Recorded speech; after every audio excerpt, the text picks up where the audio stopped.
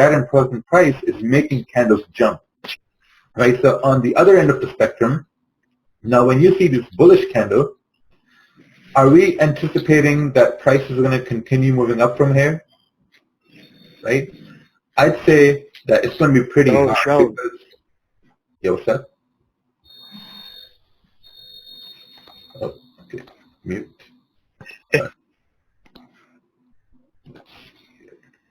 Okay, so there's a very less chance that price is going to continue moving up because once you look left, you see that this candle here got rejected, right? You see this candle here through a wick got rejected. And when you look further left, you see this candle here through a big wick here too. So for me to take a buy here, it's going to be pretty risky because, you know, now I'm anticipating price to continue up to all this area and then having a wide stop down over here, right? The best scenario here would be to see if price is going to form some sort of a support, maybe, you know, down over here. So you can say that, okay, one support we have down over here, and the next support maybe we have down over here to continue moving up.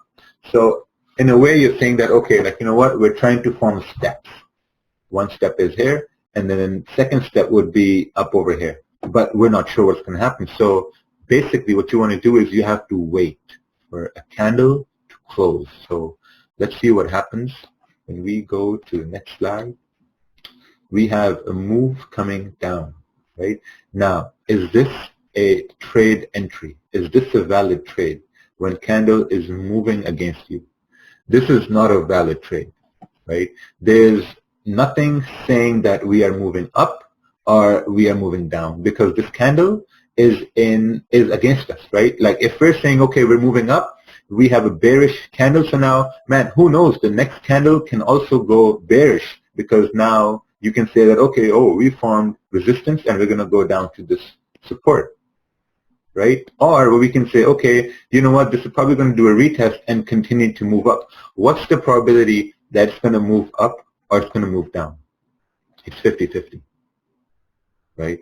Like we don't know because we've jumped from support. This candle is bearish. Like, are we going up? Or, you know, we've formed a resistance, but at the same time we've jumped from support. Are we going down? We have no idea. So what we got to do is we got to be a good boy, and we have to wait for the next candle to close to see if we can find some sort of a confirmation.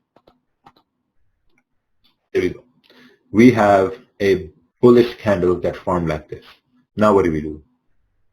I don't think we can do anything here, right? Because remember what we talked about candles with no wicks? Candles with no wicks means that if this candle has no wick, this means that this candle has no range for the next candle to go down.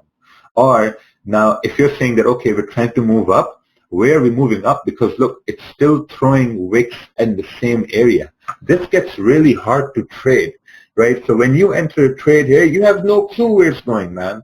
Like you have no idea where it's going to go. But still, like, you know, if you're stuck in that, if you have married your analysis that, okay, we're moving up, it's not going to last for a very long time because it's just so hard to take a trade here. So what do? We wait for the next candle. Let's see what next candle says. Oh, look, next candle closed bearish, right? But it still closed at this resistance. So this means that now we are trying to form resistance here. And now what we see is that this candle, it has a wick going down, which means that, okay, like, you know, you had 1, 2, 3, 4 candles could not break up.